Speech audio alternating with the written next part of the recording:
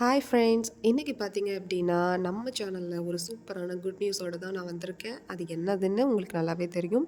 So Pongal பரிசு தொகை எவ்வளோ கொடுக்க போகிறாங்க ரேஷன் கார்டுக்கு அப்படிங்கிறது டீட்டெயில்ஸ் தான் உங்களோட ஷேர் பண்ணிக்கலாம்னு வந்திருக்கேன். வீடியோவை ஃபுல்லாக பாருங்கள், ஸ்கிப் பண்ணாமல் பாருங்கள். முக்கியமாக நம்ம சேனலில் கோல்டு லோன் வந்துட்டு எப்படி வந்து வாங்குறது, எவ்வளோ கிராமுக்கு அப்படிங்கிறதெல்லாம் கணக்கு பண்ணுறது, அதெல்லாம் உங்களுக்கு ஷேர் பண்ணியிருக்கேன். அது இல்லாமல் உங்களுக்கு கோல்டு லோன் தள்ளுபடி கூட்டுறவு வங்கியில் எப்போ பண்ணுவாங்க அப்படிங்கிற டீட்டெயில்ஸும் உங்களுக்கு உடனுக்குடன் அப்டேட் பண்ணிகிட்ருக்கேன். So gold savings, money savings, அதுக்கப்புறமா ஃபேஷன் சம்மந்தமான விஷயங்களுக்குலாம் நம்ம சேனலை கண்டிப்பாக சப்ஸ்கிரைப் பண்ணி வச்சுக்கோங்க. வெரி வெரி யூஸ்ஃபுல்லாக இருக்கும்.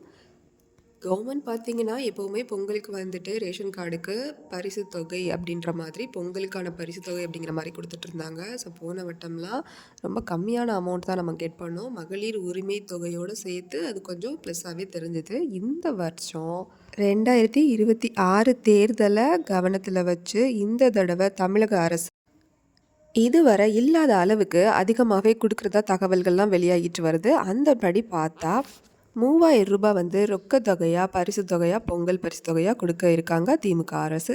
ஸோ இது மட்டும் இல்லாமல் அதோடு சேர்த்து பச்சரிசி, அதுக்கப்புறமா 1 கிலோ அளவுக்கு, அதுக்கப்புறமா 1 கிலோ அளவுக்கு சர்க்கரை, அதுக்கப்புறமா ஒரு முழு கரும்பு இதெல்லாம் கொடுக்குறதாகவும் இருக்காங்க. ஏற்கனவே கொடுத்துட்டு இருந்த 1000 ரூபாய் மகளிர் உதவித்தொகையையும் சேர்த்து 4000 கணக்கில் வந்து வரவு வைக்கப்படும் அப்படிங்கிற மாதிரியான தகவலும் வெளியாகிருக்கு.